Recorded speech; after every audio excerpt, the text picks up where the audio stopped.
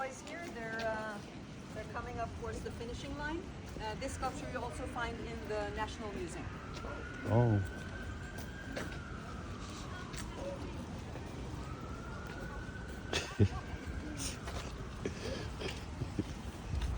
So these sculptures are all about daily life. I don't know what you think about that. Daily life, punishing, one punishing another. It's not so nice.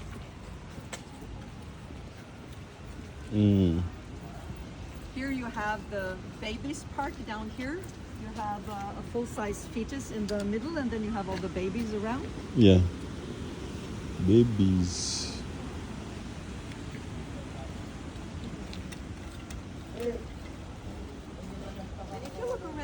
It's really clean. Wow, Since there are no closed gates, I think it's unbelievable that we can keep it this way. That there are no, what do you call it? So this is Sinnataggen,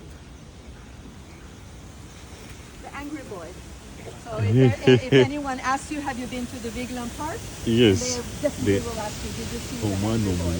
Now, the interesting thing is he's actually not alone. He's with 3 other children. The one over there, and the one over there, and the girl over here. And, you know, this is how it is in real life. I usually say I feel really sorry for her because no one is looking at her. But, you know, if you make a noise, if you scream the louder, you get all the attention. Yeah. So GUSTAV Vigeland made him in 1901. And that's also when his son was born.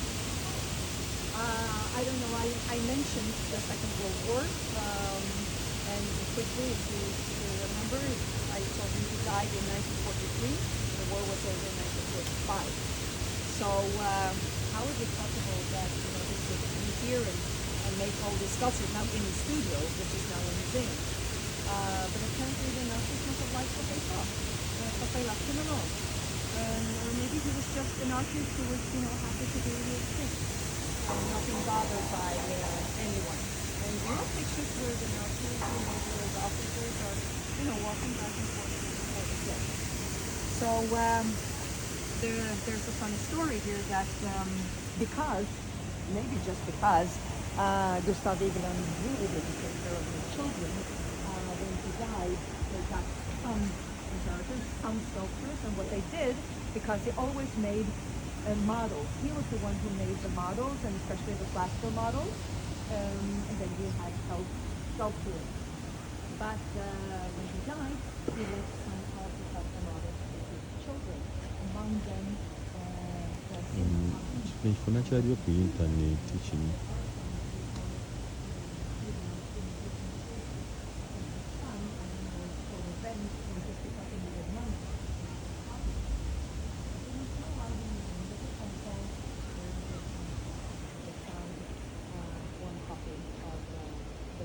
And they want to know if it's authentic. By the way, it's stolen twice. Was found and put back again. Also, like the screen, Edvard Munch was also stolen, and Edvard Munch's Madonna was stolen. And if you go on Netflix, I hope it's translated. It's one of the thieves that stole the painting. It was commissioned. It was a commission steal. So he tells how and why. It's really cool. Okay, let's continue.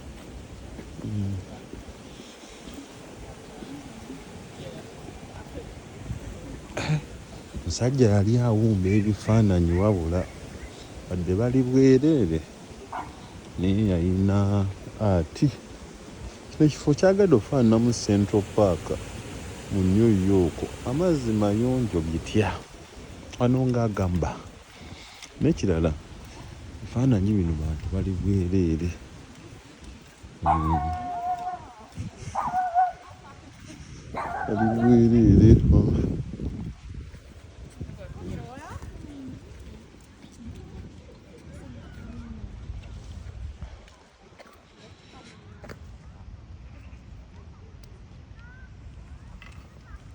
So when you look at this sculpture, it doesn't look very nice. It looks like it's playing soccer with the babies. So the interpretation of this sculpture is that creative. It has so many ideas. And what it's doing here is this, because these babies are called, in Norwegian it's called genier or geniuses, but I don't know if it has exactly the same meaning. But his head is so full of ideas, and he's trying to pick out the ideas in his head that, you know, he's not going to surface becoming anything. To try to have a clear thought about what he wants to create. What we also know is that later he got a really difficult relation, or always actually a difficult relationship with his father, who actually later became a barkeeper. His house turned into a bar, and he became a drunk. But he loved his grandfather. So yeah, there are stories. And wano agambye mbu yali ayagala nnyo yakyusa omulimu n'atandikawo ebbaala. Watandikayo ebbaala n'atandika ate okufuuka omunyuumu omwenge omutamiivu. Ekifo kyagadde ofaananamu Central Park mu New York.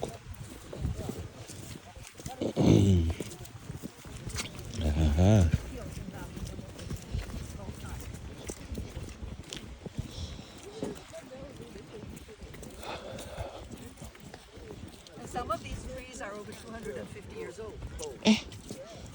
Agambye emiti gino egimu giri emyaka 250. Oyinza okikkiriza?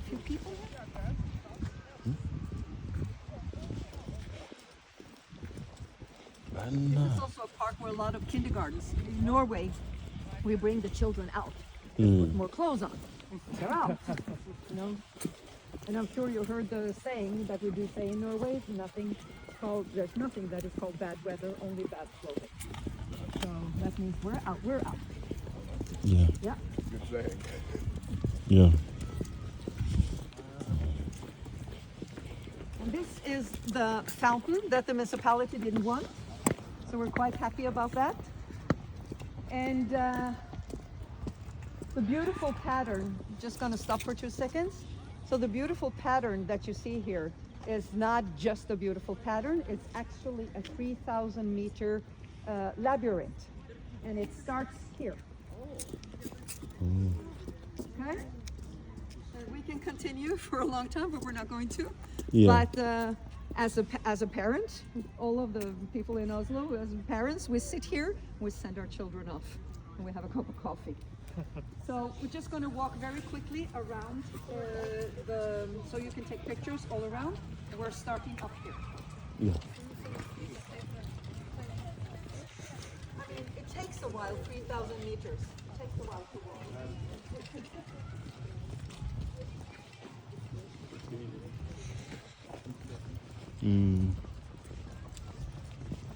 Very interesting. Wow, this was very nice art. So now there's no water in the fountain, but there's a lot of water. So much water that you can't really see the giants usually during summertime. And it's also a lot of water here, so dogs usually swim around here, or children just jump in the water. But this is then the fountain, and it looked a little bit different, not in the middle, but around here. So what you're looking at are 6 giants holding one bowl. And as we walk around, you will see that the giants are different ages, and they're also holding the bowl differently. And because they're different ages, maybe the weight also is a little bit different, but they're doing it together. So that also has symbolic value.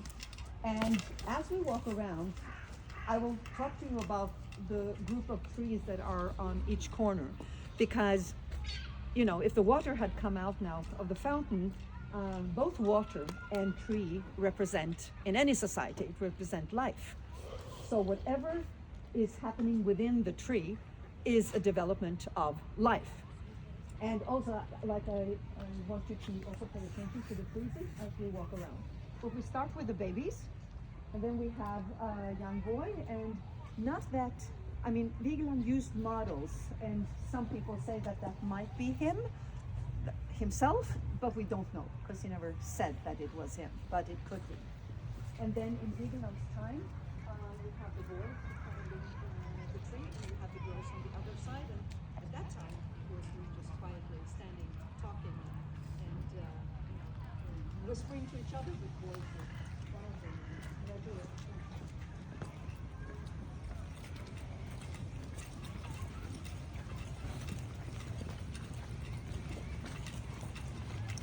And I think in each corner I have a favorite, and this is absolutely my favorite here. I feel that she's just diving into life. She's taking a chance, doesn't know what's on the other side.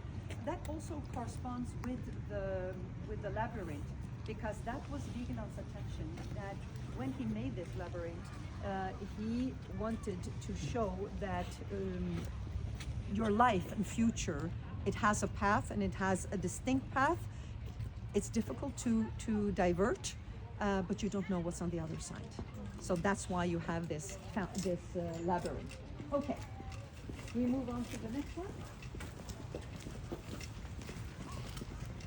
And here we have maturity. eri sayidi eri waliyo baana n'waliyo bakulu. One girl, and maybe, you know, if you're lucky, you find a partner. It's not always that you agree. That happens, that's okay. We'll see what's on the other side.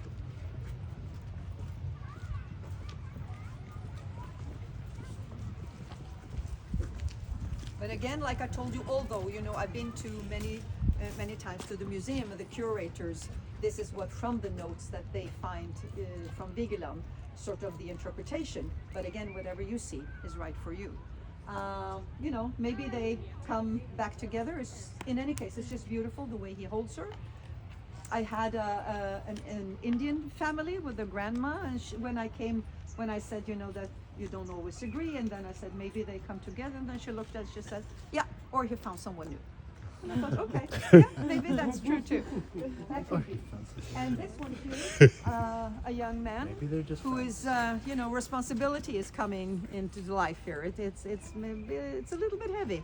Life is serious now. It's not all play. And also, when you look at the freezer here, and especially this one here and that one over there, you can imagine it created quite a stir at the time when you saw two women together, or one woman and two men. You know, that was nothing that people had seen before. So Vigeland really put it out there. And here you have the family.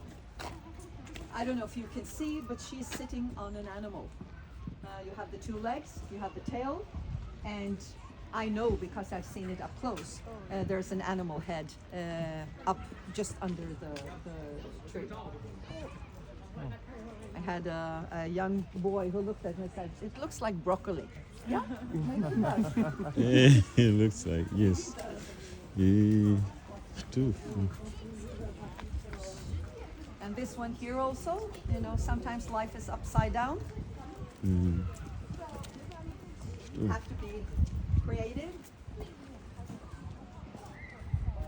And this frieze here,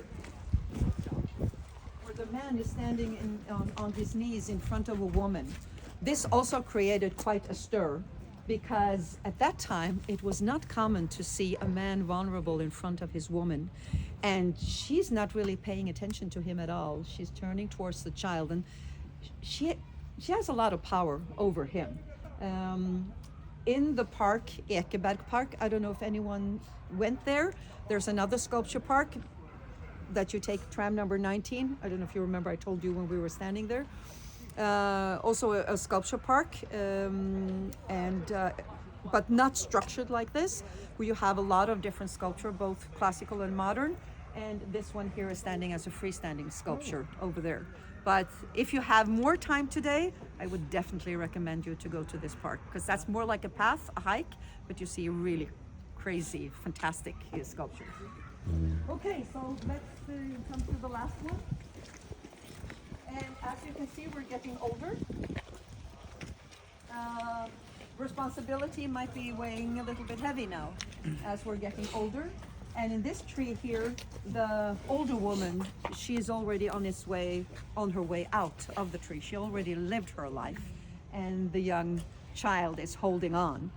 And people say that this might be self-portrait again. We know that he had really good relationship again, as I said, with his grandfather. but it's definitely beautiful. It's like life lesson from a grandfather to a child. And then this is definitely my favorite, because it's like he's holding on to life with everything that he's got, and it's like the last scream or breath is coming out of his mouth, and he's holding on. And then you see the last sculpture here. That's the skeleton in the tree. And if you look closely, you can't really see where the branches and the skeleton, they all intertwined. And so you could think that, you know, this is sort of the end, but as we know, Vigeland, there is no beginning and no end. So again, you have a child in the middle, in the frieze there, standing on an animal skull. And so life starts all over again. So that's the fountain. Let's continue. Wow, kati wano nga akaddiye wano then n'afa wano ng'afudde kati then wano nga bafudde wano then wali life neddamu buto ng'eri we twatandikidde wali abaana kale tweyongereyo eri waggulu.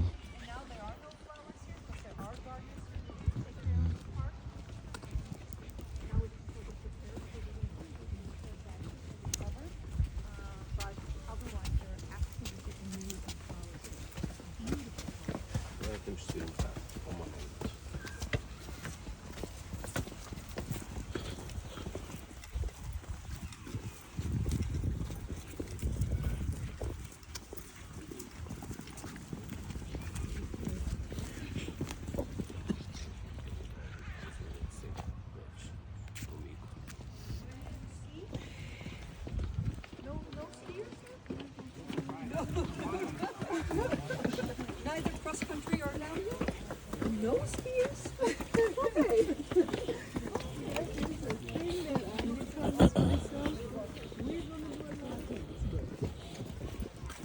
That's also a very good place to teach your children how to do the lifelong experience. My kids love to do it. Never talked about it. Because I remember how do you do?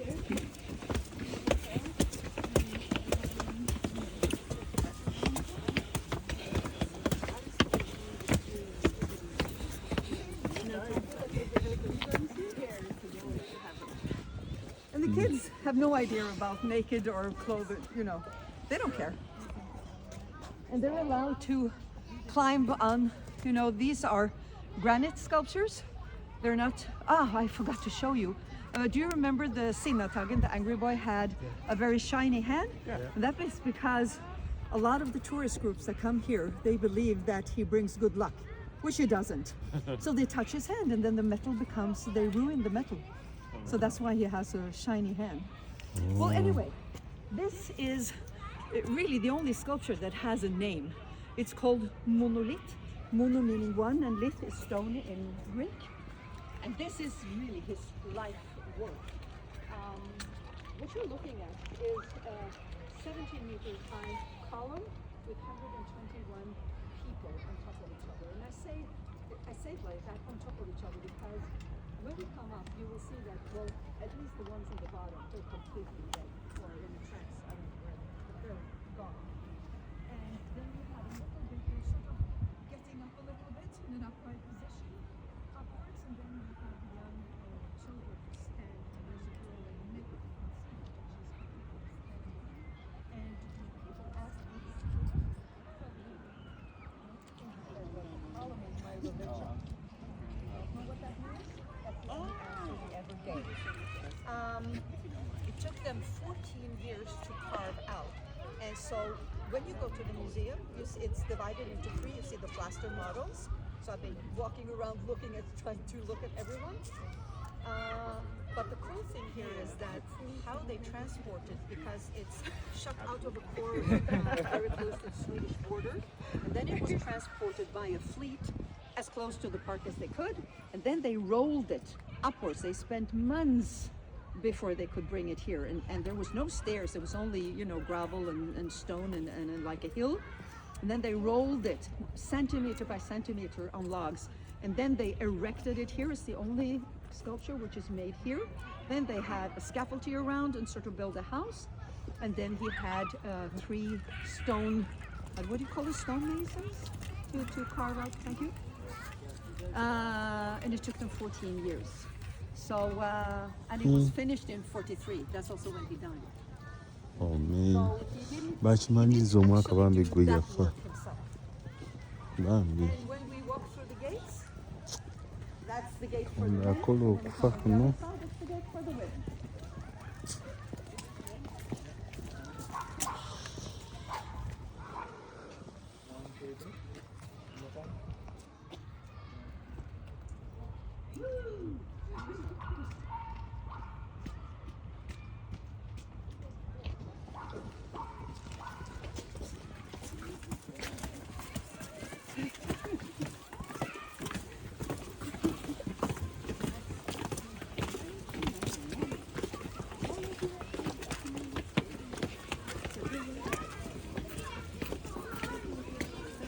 And the granite sculptures around the monolith follow the same pattern as the pattern. So you have